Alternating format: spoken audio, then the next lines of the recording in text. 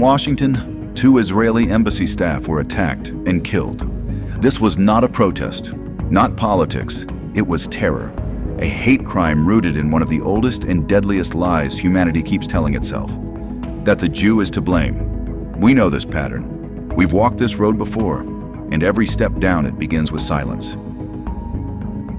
In 1896, Émile Zola stood against the rising tide of French anti-Semitism. In Pour les Juifs, he wrote not just in defense of Jewish lives, but in defense of truth, of moral clarity. And in J'accuse, he did what few dared. He named the institutions that allowed hate to fester. Today, over a century later, the rhetoric has returned. The conspiracy theories, the scapegoating, the dehumanization. Jean-Paul Sartre warned us, "On est d'abord juif dans le regard de l'autre." One is first made a Jew in the eyes of another.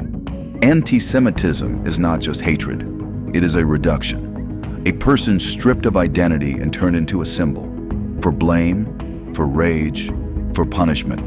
And that mindset prepares minds for violence.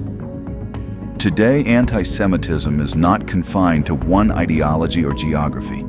It lives in both the far right and the far left.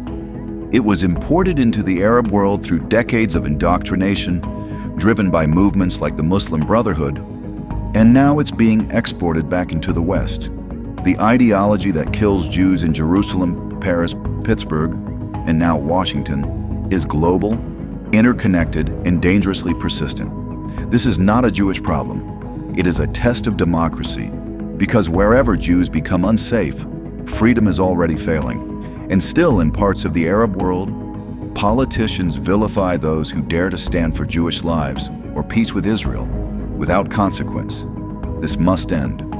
I call on politicians in my region, reform the education that spreads this poison.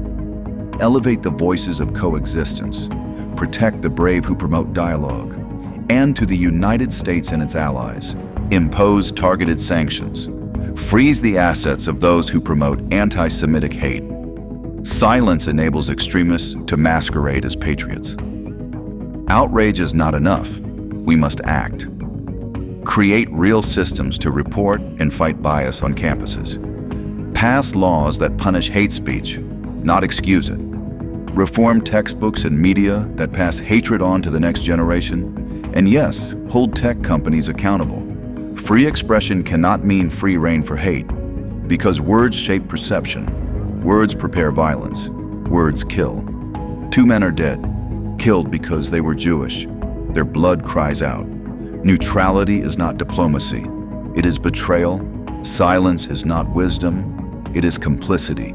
We must draw the line, now with moral clarity, with courage, with action, so that one day our children will never again have to ask the question that has haunted too many generations before: how could our politicians have let it happen again?